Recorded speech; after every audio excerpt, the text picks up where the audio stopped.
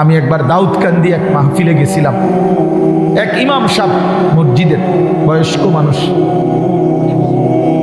উনি আমার এই জড়ায় ধরে কাঁদছিল, আমার মনে আছে।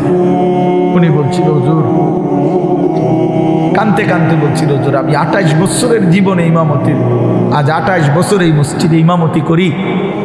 আমার জীবনের কত স্বপ্ন, কত আশা, বাচ্চাদের কত আবদার, বউ বাচ্চার কত চাওয়া পাওয়া, কিছুই পূরণ করতে পারি নাই হুজুর। অল্প কয়টা টাকা বেতন পাই, টানা হেসরা করে জিন্দিগিটা কাটাইছি হুজুর।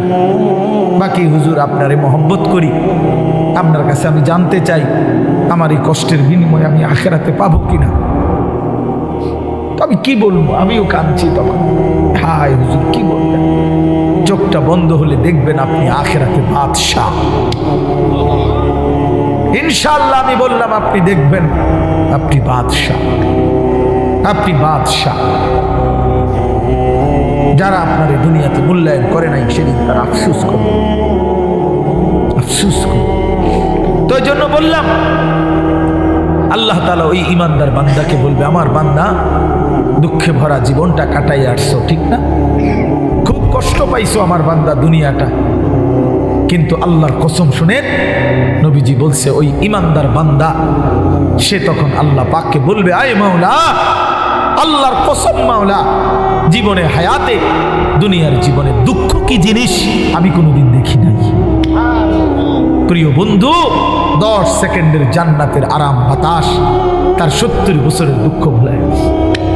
ছেলেরা, বন্ধু, তোমরাও মনে রাখো, বাপ, আমরা 200 কোটি মুসলমানও যদি খোদার কসম রাত দিন যদি আমরা মেহনত করি, দুনিয়া অর্জনের জন্য পরিশ্রম করি, মাথার ঘাম পায়ে ফেলে যদি আমরা দুনিয়ার কর্ম সবাই মিলে করি, দিবানিশি 200 কোটি মুসলমানে মিলে কেউ অলসতা না করে, তারপরেও আল্লাহর কসম, রব্বে কাবার কসম, কাফের বেঈমানদের সমপরিমাণ দুনিয়া আমাদের মিলবে না।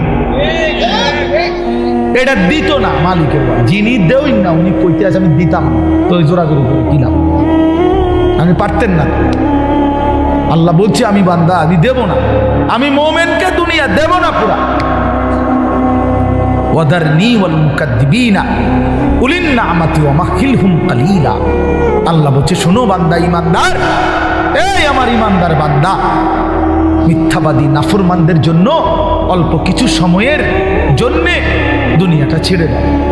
ওয়াদারনি, আমার ছেড়ে দাও বান্দা, আমি তা করে একটু দুনিয়াটা দেই। কটা ভাত খাওয়াইতে লইছি, দুটা ভাত খাওয়াইতে দাও।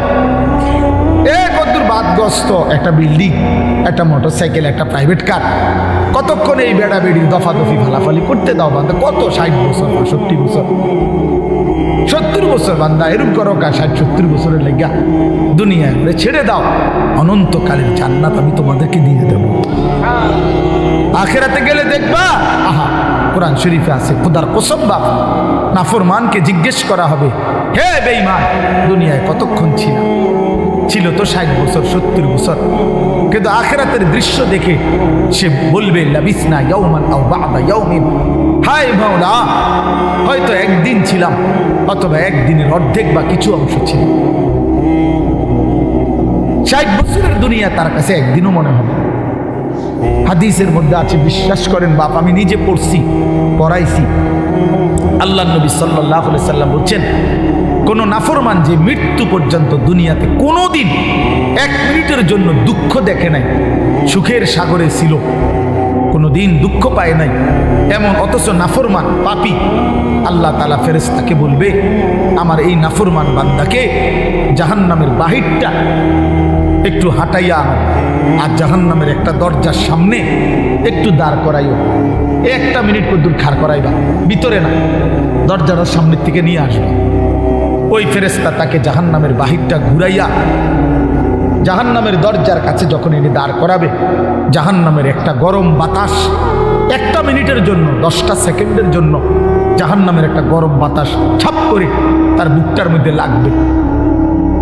এরপরে ফেরেশতা তারে নিয়ে আসবে, আনার পরে হাসরের মাঠে, প্রিয় বাপ, প্রিয় সন্তান, আমার ছেলেরা, আমার আল্লাহর কসম, নবীজি বলছে, আল্লাহ পাক তখন ওই সুখে ভরা নাফরমান ব্যক্তিটাকে জিজ্ঞেস করবে, আমার বান্দা, দুনিয়াটা তো বড় সুখে আরামে নিশ্চিন্তে কাটাই আসছো, ঠিক না? আল্লাহর কসম, ওই বান্দা তখন বলবে, আয় মাওলা, আপনার জাতের কসম মাওলা, জীবনে দুনিয়ার হায়াতে সুখ কি জিনিস আমি জীবনে কোনোদিন দেখিনি। বিশ্বাস করি, এটা হাদিসের। আবার আমি ব্যক্তিগতভাবে খামখেয়ালি কথা কম বলি, এটা হাদিস। অর্থাৎ জাহান্নামের 10 সেকেন্ডের ওই দরজার মুখের একটু গরম বাতাস তার 60 বছরের 70 বছরের সুখ 1 মিনিটে 1 সেকেন্ডে 10 সেকেন্ডে ভুলে গেছে, সব ভুলে গেছে। আল্লাহ তাআলা ফেরেশতাকে আবার বলবে, একজন ইমানদার বান্দাকে দিয়ে, যে বান্দা জীবনে কোনোদিন মৃত্যু পর্যন্ত সুখ পায় নাই, দুনিয়ায় কষ্টে কষ্টে জীবন কাটাইছে, কিন্তু আল্লাহকে ছাড়ে নাই, আল্লাহর বন্দিগি ছাড়ে নাই, অভাবের সংসারে, দুঃখ কষ্ট যন্ত্রণার সংসারে নামাজ ত্যাগ করে নাই, আল্লাহকে নারাজ করে নাই। আল্লাহ পাক বলবে, ফেরেশতা আমার এই ইমানদার বান্দাকে জান্নাতের চারদিকে একটু হাঁটাইয়া আনো, আর লাস্টে একটু দরজার মুখে দাঁড় করাইয়া আনবা। এই বান্দাকে সারা জান্নাতের চারদিকে ঘুরাইয়া দরজার সামনে যখন আনবে, তো 10 সেকেন্ডে জান্নাতের একটা আরামদায়ক বাতাস তার বুকে আইসা লাগবে। এরপরে তাকে আল্লাহর সামনে আনা হবে।